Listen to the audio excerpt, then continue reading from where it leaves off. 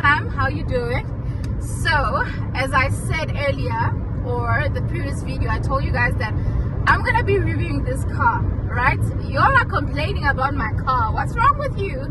Y'all are complaining about the Nissan Magnite, but I'm really here to start conversations around this car. So this is what I'm driving right here, and I just want to show you how it drives. I'm on the highway currently, so if you can turn, on 120 right now, almost at 120. Let's show the screen. So I want to show you guys that, okay, this is an affordable car. You know, it's easy to drive, very comfortable, it's really not bad. It's very comfortable on the roads, very stable, but I must say, if it's a little bit windy, you can feel it shaking a little bit, but it's a very comfortable car. You can call it your mini SUV, all right? Okay, come back to me.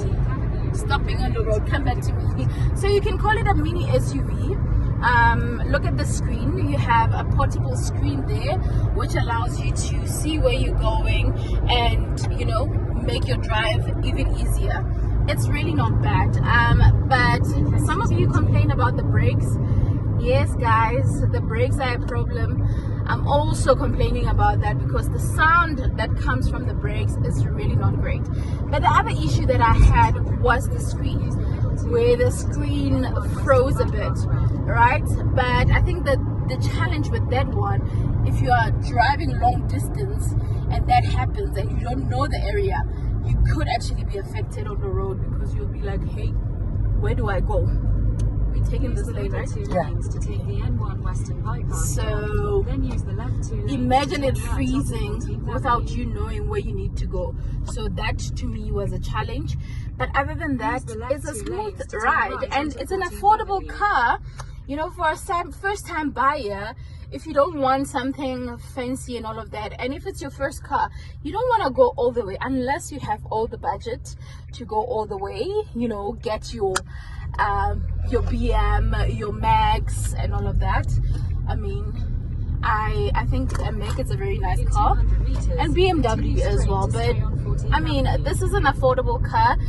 And talking about the company Nissan, it has been around for a while, and a lot of people complain about, you know, buying cars from, you know, okay, guys, be patient with me. I'm navigating here. So some people complain about being able to get parts of specific cars, connecting Continue with straight onto brands Colonial that Drive. have all the parts and all of that. But a Nissan, the company itself has been around for a while, so I think it's really not that bad. Well, this car became very popular. This is the 2023 model. It's been a year since I've had it. No issues whatsoever, apart from those two issues that I've had. So a lot of people on my videos commented about this car. Some said it stopped working, it started heating up, and I just didn't get that because mine has not, you know, showed me those things. But of course, you have your own experience. So how about you come over to my YouTube channel? Let's have a conversation. Let's talk about your issues, and let's not only talk about the bad. I think owning a car is a special thing. It's a beautiful thing. Being able to finally afford a car, it's a really big deal, especially in the life that we live in, guys. The economy is hectic, but also being able to walk in a dealership and get yourself a car, like, there's a sense of pride and you feel like, you know, you've achieved something. It's an achievement. And I feel like, you know, it doesn't matter the kind of car that you have, but as long as you've done your due diligence, due diligence, right? That's the word. Or you've done your research, you've done the work that you needed to do from your salary, knowing the income that you have, how you can afford this car, how you're gonna pay it back. I mean, whether you're getting a fixed, I hope you don't take a balloon payment, but some take it. I personally chose not to take a balloon.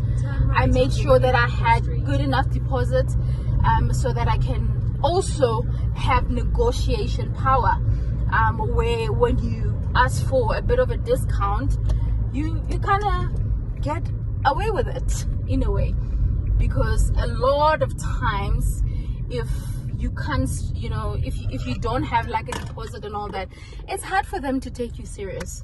So if you have something on the table, it's easy for you to, you know, get that discount. And mine has, can we just look here? So if you can look at mine, it has 4 side cameras. So from the side to the back to the front, you've got all of that. I can see what's happening. I can see if there are cars behind me and I'm not, you know, focusing on the mirrors. Maybe, of course, you need to focus on the mirrors, but you get all of that. And I remember someone saying, but why do you need a front camera? I mean, I paid for it, so I can use it. It's an advantage for me. I mean, sometimes you're driving at night and you don't know what's in front of you, and it detects everything.